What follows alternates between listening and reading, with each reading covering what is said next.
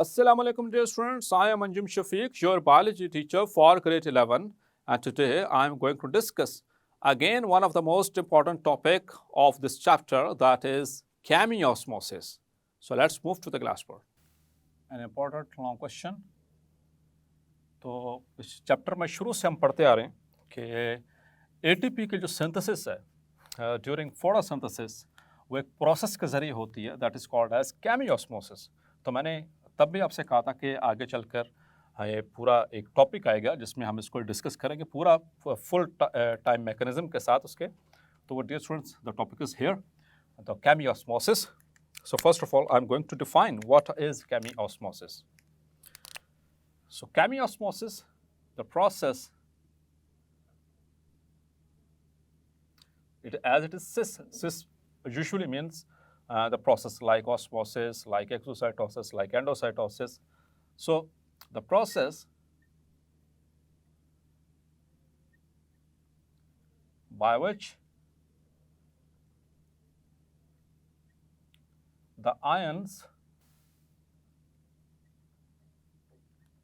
and over here the protons, means the hydrogen ions, are transported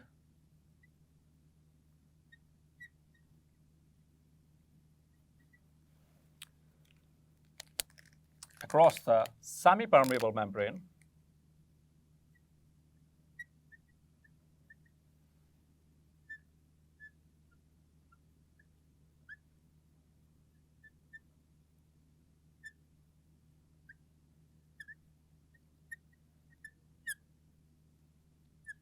and here in this case the semi-permeable membrane is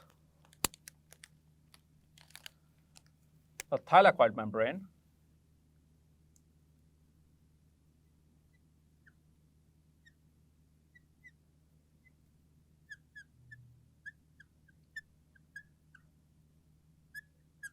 resulting in the formation of an electrochemical gradient. तो एक electrochemical gradient इसके नतीजे में बन जाता है. So this process is called chemiosmosis.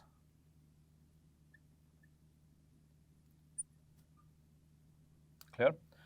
Dear students, in photosynthesis,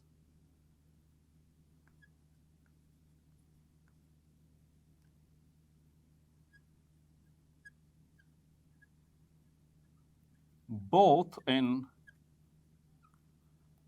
non-cyclic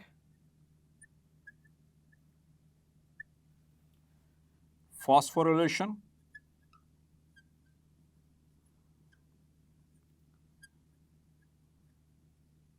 and cyclic phosphorylation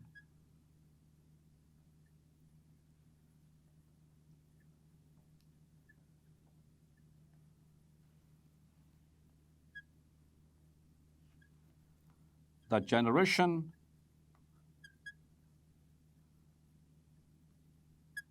of ATP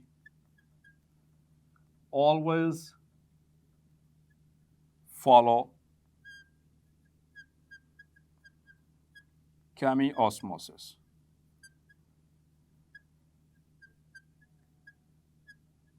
clear? तो dear students, इस पूरे प्रोसेस को एक्सप्लेन किया जा सकता है एक डायग्राम के जरिए, जो कि आप भी बनाना सीखेंगे और साथ साथ मेरे साथ इसको ड्रॉ करना सीखिए प्लीज. तो डियर स्टूडेंट्स, आपको पता दैट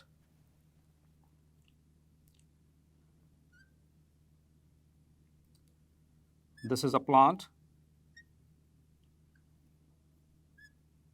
क्लियर, और प्लांट में फोटोसिंथेसिस की जो मेजर साइट है that is leaf.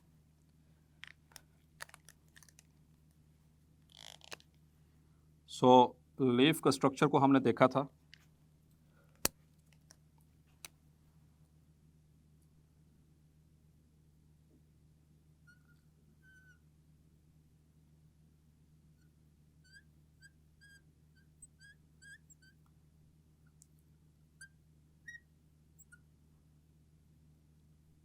And here are the guard cells, ठीक है। और यहाँ पर इसके अंदर मौजूद हैं the chloroplast and the mesophyll cells. So this is a mesophyll cell containing chloroplast, और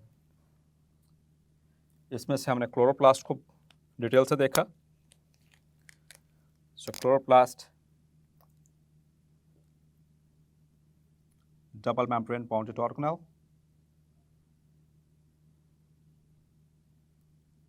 having thylakoids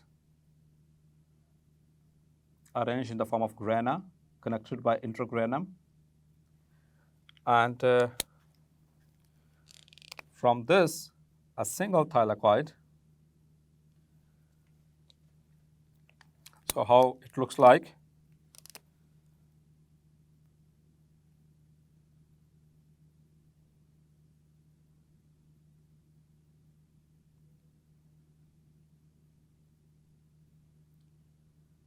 So this is a single thylakoid I have drawn, और अब इस thylakoid को बड़े से ड्रॉ करूंगा मैं, ताकि हम इस केमियोस्मोसिस को समझ सकें। Clear?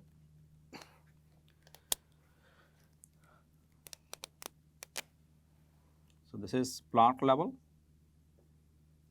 this is a leaf level, this is organelle level, ये organ, and this is organelle, means the chloroplast,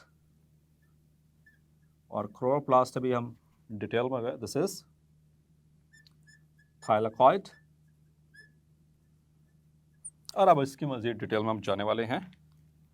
So let's move.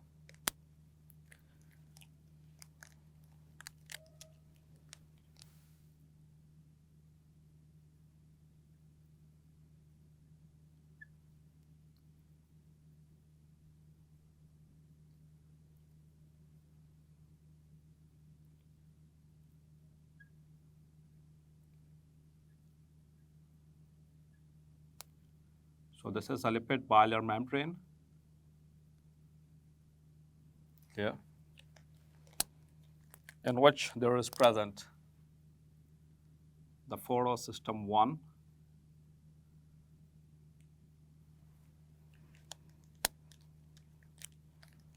then there is plastoquinone,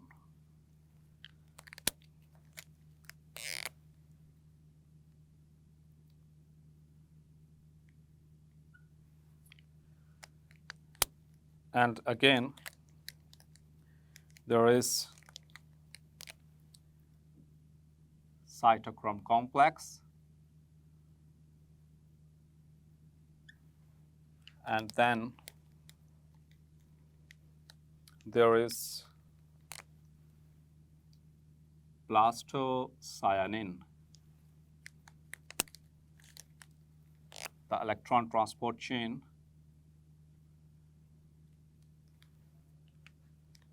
and then there is the photosystem 2, photosystem 1, the second photosystem, photosystem 2, photosystem 1, and then there is ferredoxin,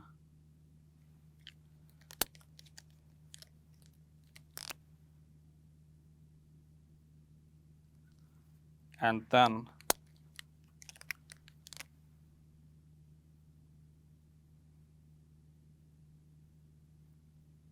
NADP reductase, and finally there is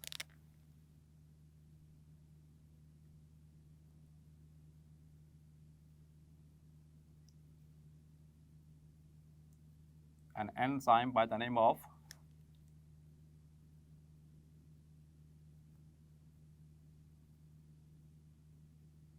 ATP synthase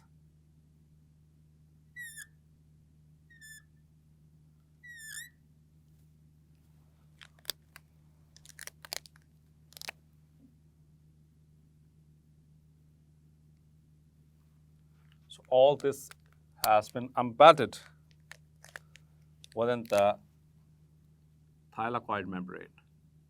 Now I'm going to complete the diagram.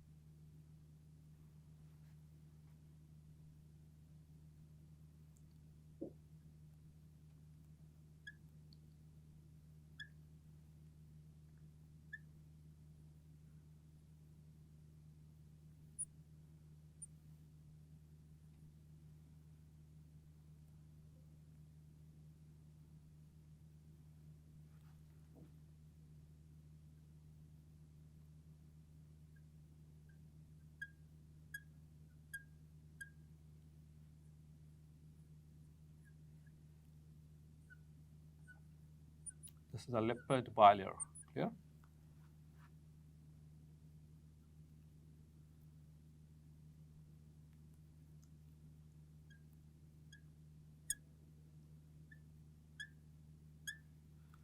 So these are the phospholipids. Clear? जो हम पहले से discuss कर चुके हैं detail से. Chapter number 4, chapter number 2.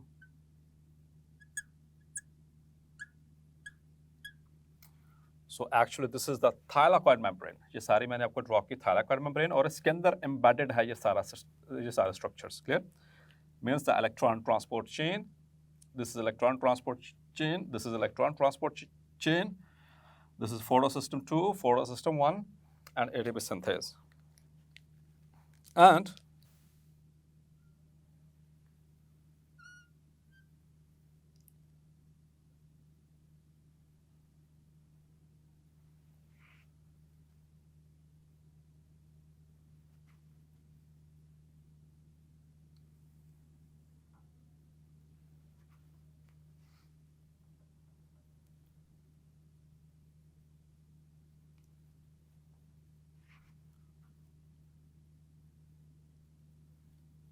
this is actually, I have drawn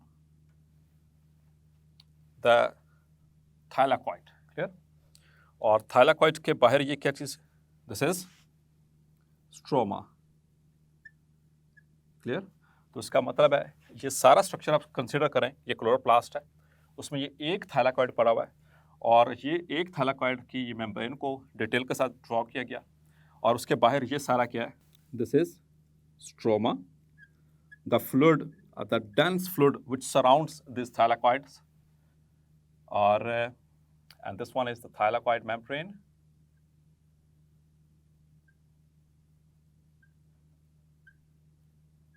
यहाँ पर उसका डिटेल स्ट्रक्चर है.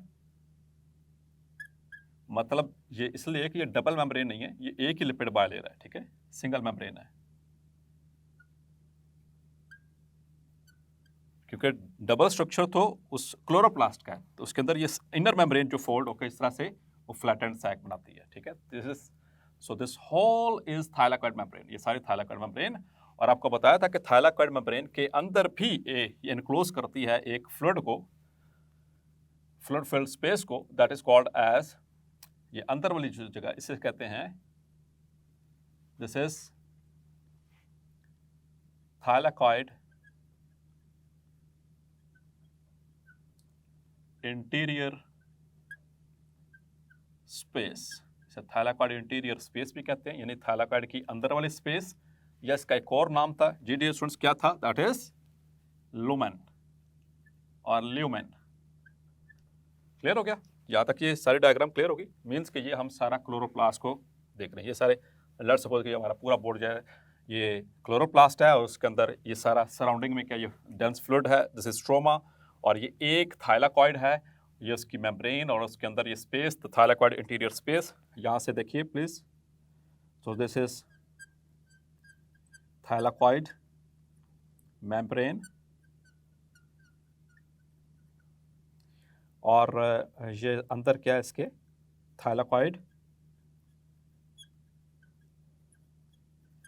इंटीरियर स्पेस और ल्यूमेन, और इसके बाहर क्या मौजूद है, स्ट्रोमा। तो इसी को ज़रा एनलार्ज करके दिखाया गया है जो electron microscopic structure.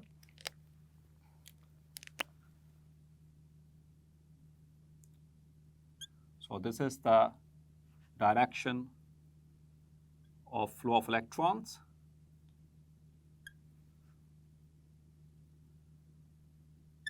Clear? Now I'm going to mention. So this is photo system 2. This is photo system 2. और ये क्या है, प्लास्टोक्विनोन, ठीक है। और ये फिर क्या है, दिस इज साइटोक्रोम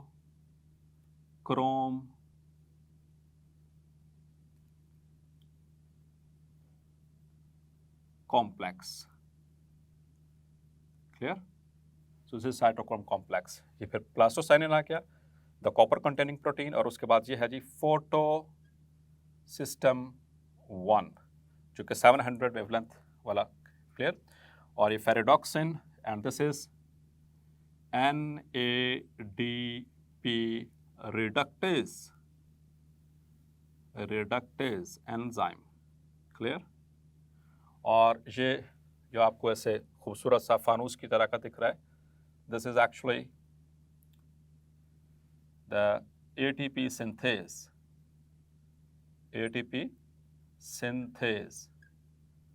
ये भी एंजाइम है, ठीक है। यहाँ पर हम रिएक्शंस को भी शो कर देते हैं। So over here the hydrogen plus NADP, it is converted into NADPH2। Clear? और इसी तरह से ये इसको कौन जो है वो यानी कि कौन इसमें हेल्प कर रहा है, NADP रिडक्टेज, ये एक्ट कर रहा है यहाँ पर, ये इनमें इनको कैटालाइज करवा रहा है। ऑल डियर स्टूडेंट्स, दोबारा से एक दफ़ा देखिए प्लीज़। सो यहाँ पर पड़ रही है सूरज की रोशनी दोनों सिस्टम्स के ऊपर। So this is photon. Clear? हमारा काम यहाँ पे, क्योंकि हमने बात की कि सूरज की रोशनी डुअल इन नेचर है, वेव की तरह बिहेव करती है और पार्टिकल्स की तरह भी बिहेव करती है। तो पार्टिकल्स को क्या कहते हैं, फोटोन। तो फोटोन का यहाँ पर काम, इसी तरह से यहाँ पर भी फोटोन पड़ा। यहाँ पर फोटोलाइसिस हुई थी फोटो सिस्टम 2 पे। तो ये क्या हुआ था कि water splits by using this photosystem 2 into 2 hydrogen ions plus electron plus we have got half molecular oxygen। मैंने लास्ट टाइम भी बताया था कि ये पहले से मौजूद ऑक्सीजन के साथ मिलकर यहाँ से जो है वो इवॉल्व हो जाएगी, यहाँ से रिलीज कर दी जाएगी एटमॉस्फेयर के अंदर। और फिर यहाँ पर जो लाइट पड़ी थी और यहाँ पर इलेक्ट्रॉन, आपको पता है ना, वो होल क्रिएट हुआ था फोटो सिस्टम 2 की क्लोरोफिल ए में, रिएक्शन सेंटर क्लोरोफिल ए के अंदर। तो वो ये इसको फिल कर दिया जाएगा। अब यहाँ से जो इलेक्ट्रॉन्स हैं, ये इलेक्ट्रॉन्स जो 2 इलेक्ट्रॉन ये पास होंगे प्लास्टोक्विनोन को, प्लास्टोक्विनोन इसको पास करेगा इन इलेक्ट्रॉन्स को to the cytochrome complex, cytochrome complex इसको पास कर रहा है प्लास्टोसाइनिन को, द कॉपर कंटेनिंग प्रोटीन, फिर ये इसको पास कर रहा है फोटो सिस्टम 1 को। तो जो यहाँ पर गैप क्रिएट हुआ था, होल क्रिएट हुआ था इलेक्ट्रॉन के फोटो एक्साइटमेंट के बाद, वो इसको फिल कर दिया जाएगा। फिर ये आगे चलाएगा, फिर दूसरे इलेक्ट्रॉन ट्रांसपोर्ट चेन पे ये किसको पास करेगा, electrons to the ferredoxin, the iron containing protein. इन 2 इलेक्ट्रॉन्स को फिर इस्तेमाल करेगा NADP रिडक्टेज, और ये फिर NADP को इसको रिड्यूस करेगा इनटू NADPH2। क्लियर होगी यहाँ तक बात? और फिर यहाँ पर ये सारा तो मैकेनिज्म आपको पता है। अब इस मैकेनिज्म को ज़रा डिटेल से, ये सारी चीज़ें जो हमने पहले नॉन साइक्लिक फॉस्फोरिलेशन में डिटेल से पढ़ी थी। अब डियर स्टूडेंट्स, केमियोस्मोसिस में क्या होने वाला है, लिसन। तो यहाँ पर फोटोलाइसिस हो रही है, तो क्या प्रोड्यूस होते जा रहे हैं, हाइड्रोजन आयंस, और यहाँ पर वो जो इलेक्ट्रॉन निकलते जा रहे हैं वो इस चेन पे चढ़ गए, ठीक है, इलेक्ट्रॉन ट्रांसपोर्ट चेन यहाँ तक पहुँच गए। ये सारा काम आपने देख लिया। अब यहाँ पर थाइलाकॉइड की इंटीरियर जो सरफेस है, जो इंटीरियर स्पेस है, यानी कि लुमन, यहाँ पर फोटोलाइसिस होने की वजह से हाइड्रोजन आयंस की कंसंट्रेशन बढ़ती रहती है, ठीक है। यहाँ पर हाइड्रोजन आयंस की कंसंट्रेशन इंक्रीज रहेगी, ज्यादा हो जाएगी, क्योंकि यहाँ पर मुसलसल फोटोलाइसिस हो रही है। तो लुमन के अंदर हाइड्रोजन आयंस की कंसंट्रेशन ज्यादा है। इसकी वजह से क्या होगा कि इसका फायदा उठाएगा एटीपी सिंथेस। अब एटीपी सिंथेस क्या करेगा कि हाई कंसंट्रेशन, और बाहर स्ट्रोमा जो है इसमें हाइड्रोजन आयंस की कंसंट्रेशन लो है, ठीक है, कंपैरेटिवली। यहाँ पर लुमन की बात करें तो ये क्या करेगा, एटीपी सिंथेस इसका फायदा उठाएगा और इनको पंप करेगा अंदर लुमन से बाहर स्ट्रोमा में। यहाँ से तो जब ये स्ट्रोमा के अंदर आ रहे हैं इस तरह से हाइड्रोजन आयंस, तो एक कंसंट्रेशन ग्रेडियंट बन गया, एक इलेक्ट्रोकेमिकल ग्रेडियंट बन गया। हाइड्रोजन बाहर ज़्यादा थे, डिफ्यूज कर कर, और यहाँ से उनको इस with the help of this enzyme इसको बाहर लाया गया। और यहाँ पर इसके पास मौजूद हैं ADP, adenosine diphosphate. Adenosine diphosphate भी मौजूद है, साथ में इनऑर्गेनिक फॉस्फेट भी मौजूद है। जब डाउन द कंसंट्रेशन ये मूव करेंगे, तो आपको बताया था कोई भी चीज़ जब high concentration to low concentration move करती है तो ये एनर्जी रिलीज करती है, ये एनर्जी रिलीजिंग प्रोसेस है। तो जब एनर्जी जो रिलीज होगी वो एनर्जी इस्तेमाल होगी in ADP plus inorganic phosphate को कन्वर्ट करने के लिए इनटू एटीपी। तो बनेगी एटीपी यहाँ पर, लेकिन कैसे बनी? By the process by which the ions, means the protons, are transported across the semi-permeable membrane, means the thylakoid membrane, resulting in the formation of electrochemical gradient. तो बाहर हाई अंदर लो।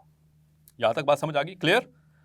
अब स्टूडेंट्स ये पंप तो हो रहे हैं यहाँ पर, मतलब कि यहाँ पर भी हाइड्रोजन आयंस की कंसंट्रेशन बढ़ती चली जा रही है। तो NADPH यहाँ पर बन चुका है, क्लियर? NADPH भी बन गया, ATP भी बन गया, तो हमारे जो रिक्वायरमेंट थी पूरी। अब ये प्रोसेस कंटिन्यू रहे, एटीपी और एटीपी बनती रहे, इसके लिए एक फिर ये केमियोस्मोसिस वाला मैकेनिज्म चलेगा। अब होगा क्या, ये जो हाइड्रोजन आयंस हैं इनको पंप करवाया जाएगा, मूव करवाया जाएगा across the thylakoid membrane into the interior space. यहां से मूव करवाया जाएगा अंदर की तरफ इन हाइड्रोजन आयंस को इस मेम्ब्रेन के क्रॉस। ये बात जरा गौर से समझने वाली बड़ी, बस छोटी सी बात है, टेक्निकल बात है, इसको बस समझ लें, टॉपिक एंड हो जाएगा हमारा। तो हाइड्रोजन आयन जो हाई कंसंट्रेशन से लो कंसंट्रेशन की तरफ इस एटीपी सिंथेज एंजाइम सिंथेसिस से है। एटीपी सिंथेज इसलिए इसका नाम रखा कि ये जब डाउन द ग्रेडियंट मूव करवाएगा तो यहाँ से जो एनर्जी रिलीज होगी वो इस्तेमाल करके और एटीपी बनवा लेगा। तो डियर स्टूडेंट्स, बाहर स्ट्रोमा में भी हाइड्रोजन आयन की कंसंट्रेशन बढ़ने लग जाएगी। अगर हाइड्रोजन आयन की कंसंट्रेशन यहाँ बढ़ती रही तो अंदर कंपैरेटिवली कम हो जाएगी, तो फिर इसको पंप करना बाहर की तरफ मुश्किल हो जाएगा, क्योंकि ये तो अलोंग द कंसंट्रेशन ग्रेडियंट या डाउन द कंसंट्रेशन ग्रेडियंट उनको पंप करवा रहा है। तो इस मैकेनिज्म के लिए फिर अल्लाह ताला ने क्या किया कि इन मेम्ब्रेन्स के अंदर रखे पंप्स, क्योंकि यहां से हाइड्रोजन आयंस को कहां पे भेजना है, वापस अंदर वाले साइड पे कंसंट्रेशन है हाई, बाहर वाली साइड पे कंसंट्रेशन है लो। तो जब कोई भी चीज लो कंसंट्रेशन से हाई कंसंट्रेशन की तरफ मूव करती है, so that is an active process, उसको एनर्जी चाहिए। आपने पढ़ा हुआ एक्टिव ट्रांसपोर्ट क्या है? The movement of molecules from an area of low concentration to high concentration by using और by the expenditure of energy in the form of ATP. तो जब भी किसी चीज को पंप करवाना है लो से हाई की तरफ, अंदर हाई है बाहर लो है, तो इसके लिए एनर्जी चाहिए होगी। तो डियर स्टूडेंट्स, यहाँ पर मौजूद हैं पंप्स, यानी वो भी प्रोटीन चैनल्स होते हैं। पंप्स उनको कहा जाता है, हाइड्रोजन के लिए स्पेशलाइज्ड होते हैं। वो क्या करेंगे कि अब यहाँ से इनको अंदर मूव कराना, तो एनर्जी कहाँ से आएगी? तो जब इलेक्ट्रॉन्स यहाँ से ये मूव कर रहे थे along the electron transport chain, photo system 2 से plastoquinone, then cytochrome complex, then plastocyanin, वो आपको याद है सी स्कीम। तो ऐसे ऐसे नीचे मूव कर रहे थे। तो वहाँ पर मैंने आपको बताया था कि वो जब उनका वो साथ में लेवल मैंने मेंशन किया था, इसको दोबारा से वो चीज़ देखें अगर ये क्लैरिफाई नहीं है। तो जब भी इलेक्ट्रॉन्स हाई लेवल से लो लेवल की तरफ जाते हैं तो they will release energy, they will emit energy. तो जब इस तरह से मूव कर रहे हैं high energy level to low energy level, तो उस वक्त जो एनर्जी रिलीज हो रही है वो एनर्जी इस्तेमाल होगी यहाँ पर इनको लो कंसंट्रेशन से हाई कंसंट्रेशन पर भेजने के लिए। तो यहाँ पर बतदरीज क्या रहा, जानबूझकर इंटेंशनली अंदर हाइड्रोजन आयन की कंसंट्रेशन बढ़ा जाएगी ताकि अंदर कंसंट्रेशन हाई रहे, बाहर लो रहे, ताकि एटीपी की सिंथेसिस होती रहे। तो इस तरह से आपने देखा कि थाइलाकॉइड मेम्ब्रेन्स को यानी कि मेम्ब्रेन्स को कपल किया जा रहा है इन ऑक्सीडेशन रिडक्शन रिएक्शंस के साथ। यही केमियोस्मोसिस है, यही हम पढ़ते हैं आप उसमें। तो टॉपिक में देखें तो टॉपिक तो बहुत छोटा सा लिखा हुआ है, लेकिन इसकी एक्सप्लेनेशन देख ली आपने किस तरह से है, ये मैकेनिज्म देखा आपने किस तरह से है। तो रिडॉक्स रिएक्शन, रिडॉक्स हमने पढ़ा थे कि फोटोसिंथेसिस क्या है, रिडॉक्स है। ये रिडॉक्स रिएक्शंस हैं जो यहाँ पर रिडक्शन भी हो रही है, यानी कि हाइड्रोजन ऐड हो रहा है। यहाँ पे देखें ये रिडक्शन हो रही है, रिडक्टेज क्या कर रहा है, रिडक्शन कर रहा है। जहाँ से इलेक्ट्रॉन्स का लॉस होता जा रहा है वो ऑक्सीडेशन होती जा रही है। तो ये रिडॉक्स रिएक्शंस को कपल किया जाता है किसके साथ, एटीपी की फॉर्मेशन के साथ, by using thylakoid membranes, by using thylakoid membranes. तो मुसलसल ऐसा होता जा रहा है, ये प्रोसेस कंटिन्यू रहे तो अंदर हाइड्रोजन आयन की कंसंट्रेशन मेंटेन रखना जरूरी है, इस ताकि वो इलेक्ट्रोकेमिकल ग्रेडियंट बना रहे। अंदर हाई कंसंट्रेशन, बाहर लो कंसंट्रेशन, वो नीचे की तरफ मूव करेंगे, एनर्जी रिलीज करेंगे, तो एटीपी सिंथेस एडीपी और फास्फेट को मिलाकर एटीपी बनाता रहेगा। तो इनको फिर वापस भेजा जाएगा। कुछ हाइड्रोजन तो इस्तेमाल हो जाएगी यहाँ पर एनएडीपी को एनएडीपीएच में कन्वर्ट करने के लिए, बाकी को कहा जाएगा भाई वापस जाओ। वो खुद तो जाएगी नहीं क्योंकि अंदर हाई कंसंट्रेशन। सो ये अप हिल मूवमेंट है, ये एक्टिव ट्रांसपोर्ट है जिसके जरिए उनको, और एनर्जी कहाँ से आनी है, बाय दिस प्रोसेस कि जब इलेक्ट्रॉन्स इलेक्ट्रॉन ट्रांसपोर्ट चेन पे मूव कर रहे हैं, दे आर रिलीजिंग एनर्जी, वो एनर्जी इस्तेमाल होगी इनको अंदर भिजवाने के लिए। सो डियर स्टूडेंट्स, होपफुली आज का लेक्चर भी आपको क्लैरिफाई हो गया होगा। मिलते हैं नेक्स्ट लेक्चर में और डिस्कस करेंगे द डार्क रिएक्शंस। तब तक अपना ख्याल रखिएगा। अल्लाह हाफिज।